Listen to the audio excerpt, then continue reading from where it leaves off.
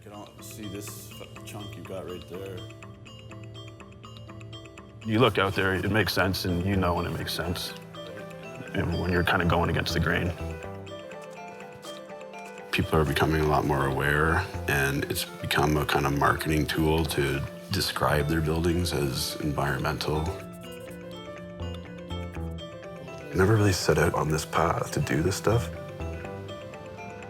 All the things that nature kind of gives you, it's just free. It's accomplished through good design. It was just like a complete seismic shift in the way people should think about architecture.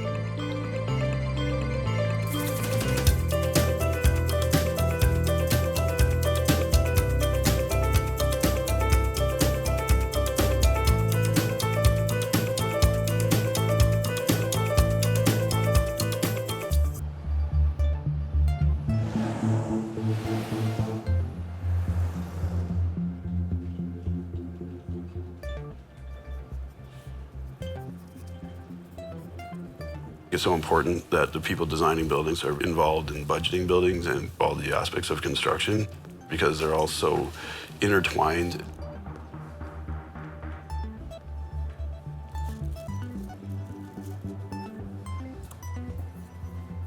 That's how buildings were built for thousands of years. There was a time when all of a sudden everything became fragmented, where you have a designer of a building, you have an engineer of a building, you have a mechanical, everything became completely fragmented because they're all specialists.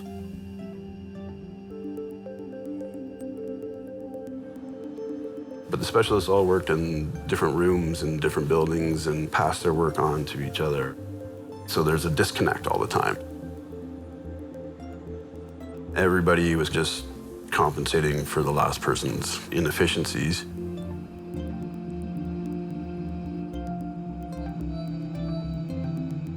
We could have a glass box that the sun came in on every angle because we could just pump cooling into the building.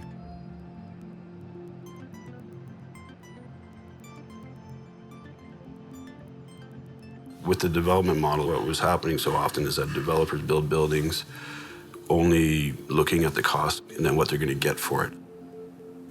And no one ever thought about operating costs.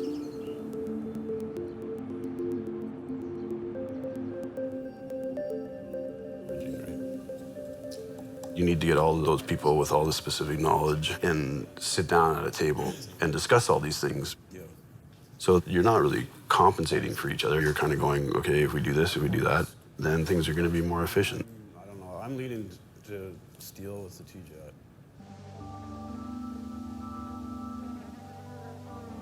So you're trying to take all the different components of what goes into the building and wrap them into more of a sphere rather than a line. Keeps all the bugs out, too.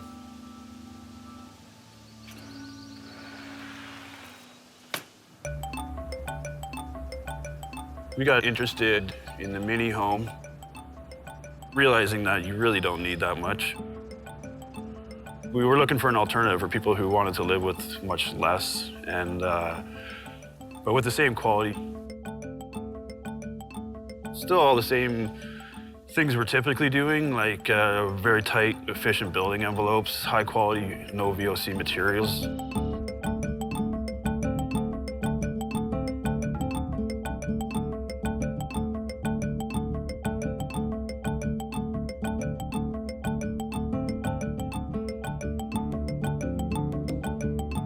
Because its footprint is so much smaller, it requires incredibly less energy to operate. It's only 450 square feet. Our goal long-term is just to develop more what we're calling eco-parks with them, where it'll be a collection of mini homes in a natural setting that will share some communal spaces, much more in tune with nature.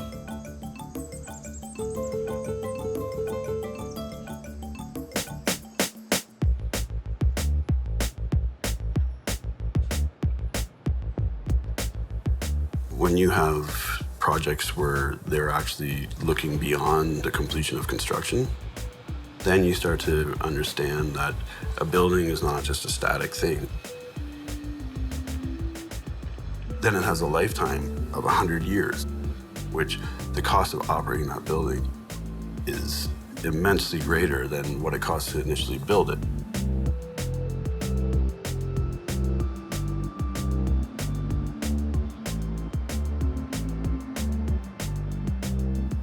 Buildings account for the vast majority of our energy consumption, whether it's construction or use. It's like buildings, number one, and then transportation. So we're still very far behind where we could be in terms of conservation.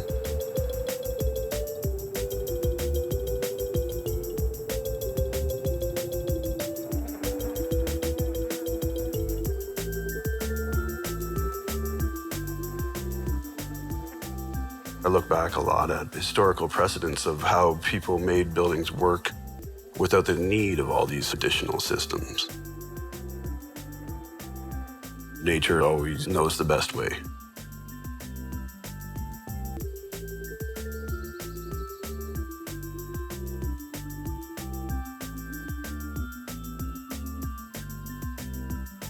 And we only waste our intelligence trying to combat that,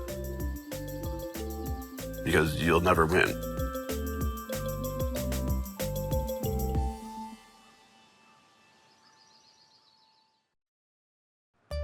I'll be the first one to say that the world needs to live in dense cities.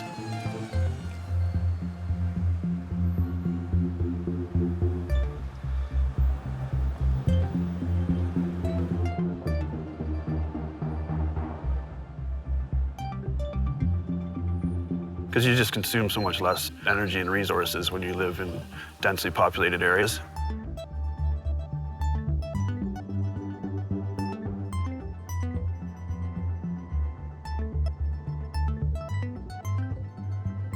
We don't have that golden era of romancing future anymore.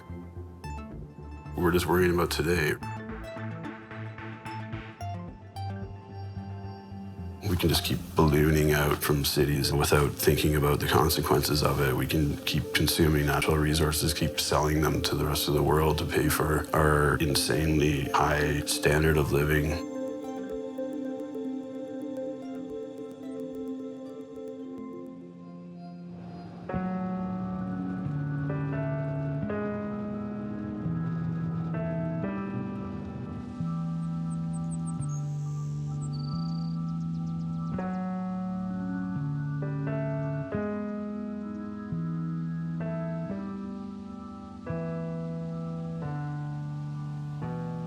Since we were in school, my partners and I started talking about sustainability.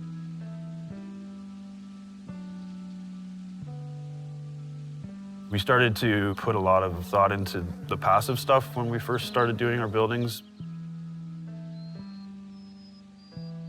And at that time, people were a little freaked out about the science of it and mainly the expense of it.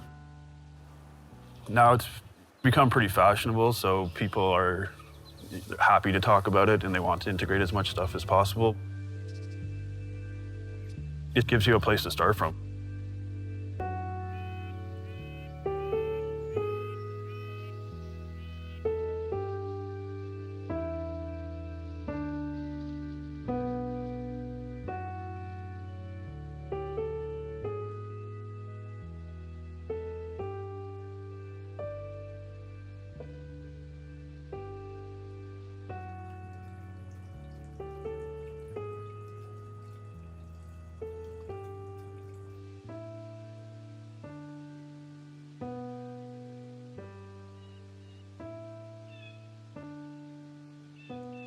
So with this building, we were very careful to properly design the solar geometry of the building.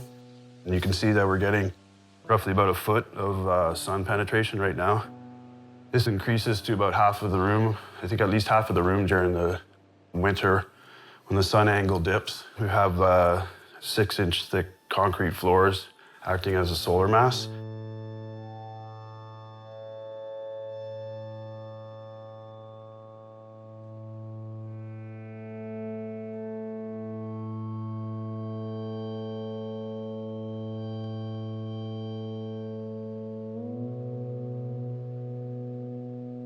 The bottom line is that the design, first and foremost, takes advantage of all the natural systems.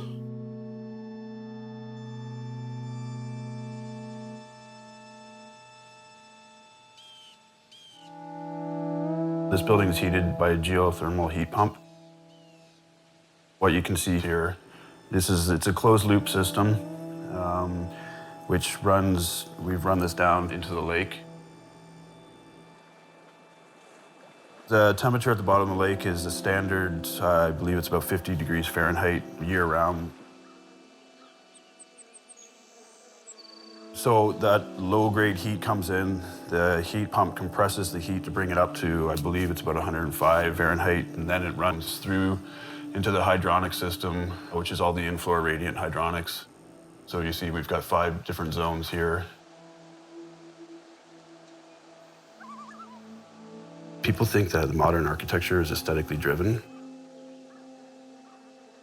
but it's purely functionally driven, and then you add a layer to it to give it whatever people want.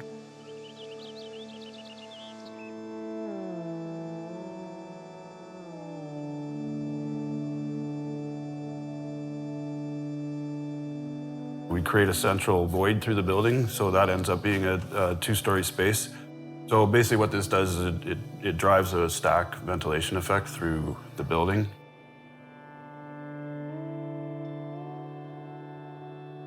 In terms of the natural cooling of the building, we have the large lift and slides down there, which open up towards the lake. And then up here in the top of the curtain wall, we have a bunch of awning windows.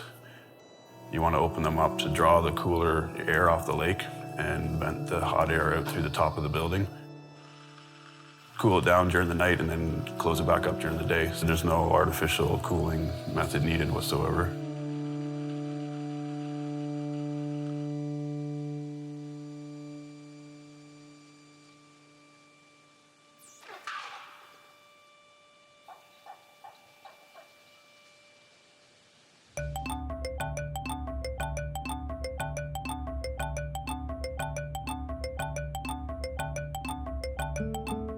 It's a very special place that your family all comes together. And it passes through generations and generations.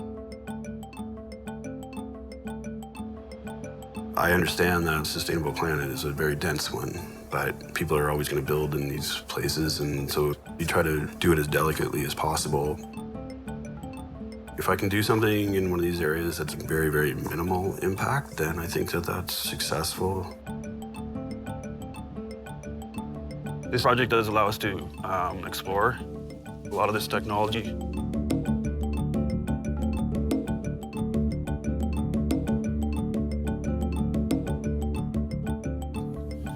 Do anything to it, yeah. I saw them in Vancouver. They have a lot of green roofs. Yeah. I didn't really know how it worked, but they're good. Excellent. Yeah, it really is. Try to probably keep it the edge.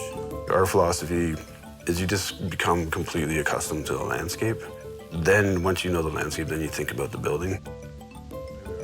And you think about the people you're doing it for, and you massage it all together, and it just sort of tells its own story.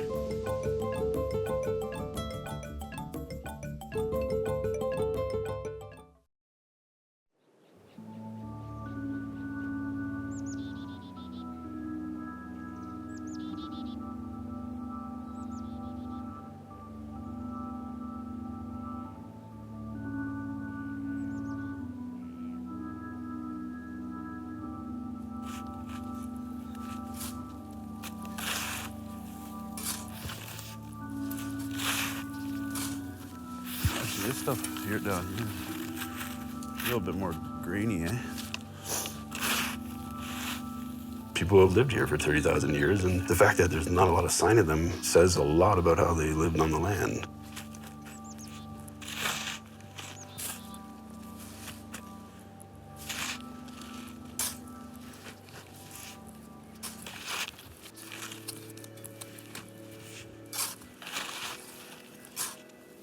Like I was explaining before, there's like some sort of weird chemical reaction that happens when you pile snow like this.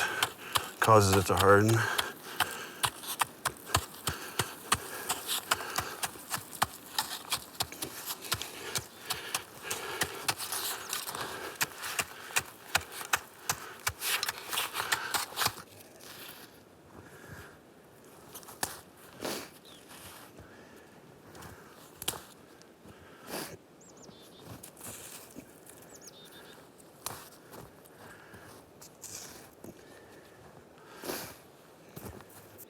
You always try to get the door lower so you don't get the cold air rising up inside. Like you try to have it so the entrance is like that, and then the platform's up here. See, we're on kind of a slope, so it's best if we come down here. Plus, that's northwest right there, right? So where the nasty wind comes from that side. The first night we spent the night in this thing, and the weather dipped. It went down to minus 39. We found out when we got out, and we didn't even realize how cold it was outside or if it was storming unless we poked our head out to see the snow going like horizontally. Yeah, it was unbelievable. Gonna be our lights, your light system. And then, so apparently this has a capacity of a 50-watt light bulb. So we'll put one in each side. You still have all the work left of carving it out. And that's actually the hard part.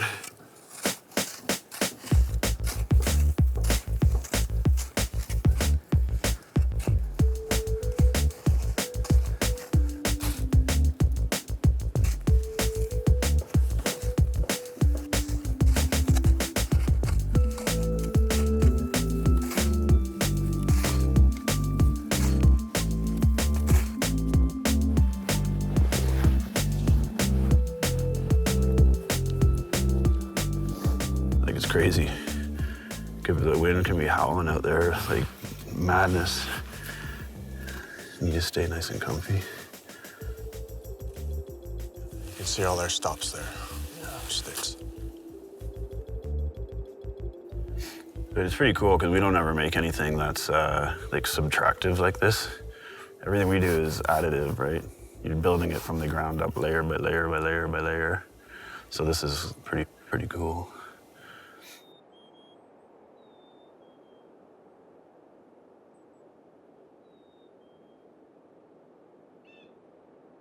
Really teaches you to understand like how you can exist within nature rather than against it, right?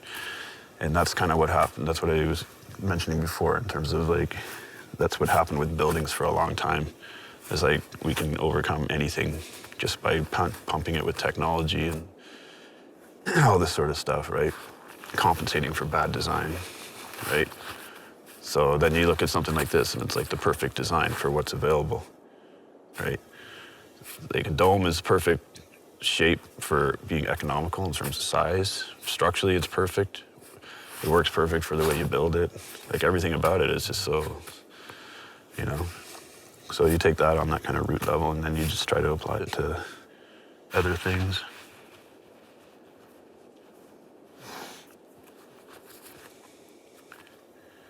Yeah.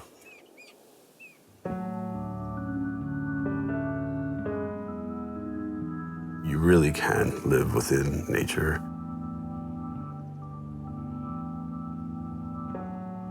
All the things that nature kind of gives you, you don't need to pay for it. It's like the perfect design. That was completely lost for a while. I think it's coming back. I don't think we place enough value on the effect the built environment has on our human condition.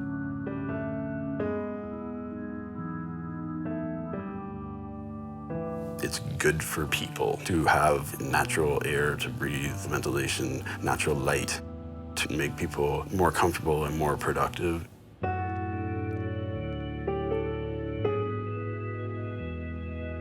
People are finally getting it, and that's one of the reasons why we're successful at what we do. We're building a earth-bermed, green-roofed, environmentally friendly home here. There was a really interesting sort of dip in the property, and we could tell it was a nice gradual slope. And the fact is, in sort of a meadowy landscape, right away, it's just sort of made us think of having the building kind of basically grow out of the ground. So we started perceiving it as basically taking the existing slope and starting to lift it up to form roof planes and carving into the hill to create the building. At this point now, we have the general concept pretty much solidified, and it's just going to be about massaging parts of it, and then we'll get into construction drawings.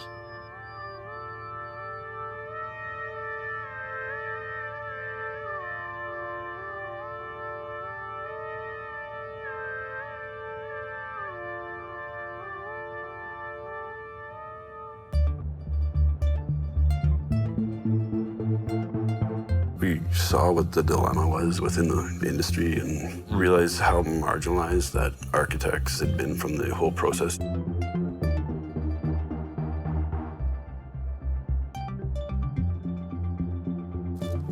I don't know. We got to come up with a game. We got to get these. We wanted to be involved in all phases of it. It wasn't that long ago when architects were listened to. To a bit more of a peak. We're trying to regain that, I guess, in a way, on whatever scale we're doing it, smaller scale, but it's working.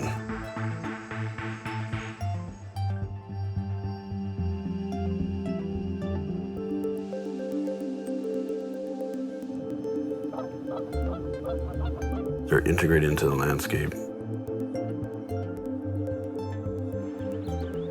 If you understand it's supposed to be in sync with the environment that it's in, then maybe people can get a little more connection to their sense of place.